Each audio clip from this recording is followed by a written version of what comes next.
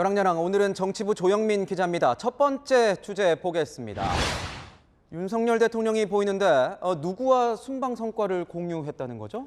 바로 이명박 전 대통령입니다. 윤 대통령이 지난주에 이 전 대통령과 통화하면서 이 아랍에미리트 순방 성과를 공유했습니다. 특별히 이 전 대통령과 이렇게 전화 통화를 한 이유가 있을까요? 양국 신뢰의 상징 중에 이 대표적인 것이 바로 이 바라카 원전입니다. 이걸 이명박 정부 때 수주한 것이거든요. 대통령실 고위 관계자는 UAE 순방 성과가 나기까지 과거 이 전 대통령이 쌓아왔던 이 신뢰 관계가 큰 도움이 됐던 만큼 감사의 마음을 표시하기 위한 통화로 안다, 이렇게 전했습니다. 거기다 아랍에미리트로부터 37조 원의 투자를 이뤄낸 이 순방 성과가 충분하게 알려지지 않아서 이 대통령실이 내심 아쉬워하고 있는 부분도 있습니다. UAE 국보펀드에 300억 달러 투자 유치는 UAE가 어느 나라와도 맺지 않은 압도적이고 전례 없는 규모입니다. 두 사람의 통화에서는 이번 중동 이 순방 성과를 이어나가겠다는 이야기가 오고 간 것으로 전해집니다. 그런데 저희가 며칠 전에도 한번 전해드렸었는데 네. 이 전 대통령을 중동 특사로 보내는 방안이 검토된다, 이런 얘기 저희가 해드렸었거든요. 네. 어떻습니까? 이게 신빙성이 있습니까?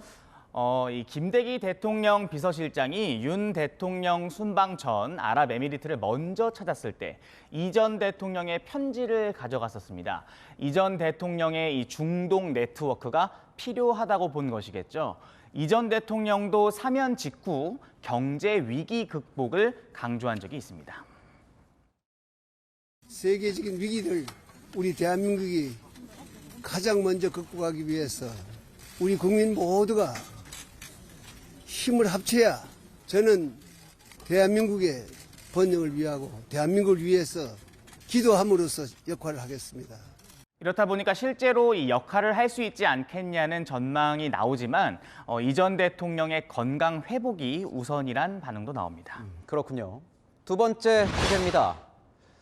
땡땡 끌기. 무슨 끌기일까요? 나경원 전 의원의 이 마음을 잡기 위해 당권 주자들이 분주한 그런 상황인가 보죠? 네, 맞습니다. 이른바 나심을 놓고 이 당권에 도전하는 다른 후보들의 젠걸음이 시작된 겁니다.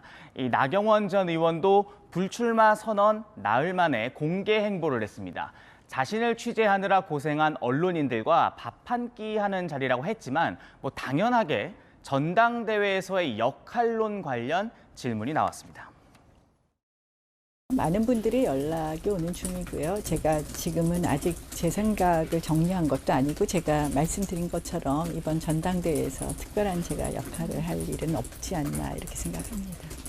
지금 말하는 걸 들어보니까 역할이 없을 거라면서도 생각이 정리되지 않았다, 이렇게 얘기를 하고 있습니다. 당권 주자들 입장에서는 당연히 경쟁이 붙을 수밖에 없을 것 같은데요. 그렇겠죠. 김기현 의원과 안철수 의원 모두 연일 이 나심은 본인에게 있다고 주장하고 있습니다. 김기현 의원은 어제 나 전 의원과 행사장에서 만난 일화를 공개하면서 교감이 있다는 분위기를 풍겼습니다. 문자로도 주고받은 게 있고요. 어저께 또 현장에서 만나서 상당한 시간에 걸쳐서 얘기를 나눴습니다. 구체적인 얘기는 필요한 시기에. 이렇게 하면 안철수 의원도 가만히 듣고만 있진 않았을 거 아니에요. 맞습니다. 안 의원 역시 나 전 의원과 소통 중이라는 사실을 숨기지 않았습니다. 어제 문자 메시지를 주고받는다는 사실을 공개했는데 오늘도 한마디를 보탰습니다. 저는 나 대표님의 그 결정을 존중하고 기다리겠습니다. 다음 달 2일과 3일 당대표 후보 등록을 마치면 본격적인 당권 레이스가 시작되죠.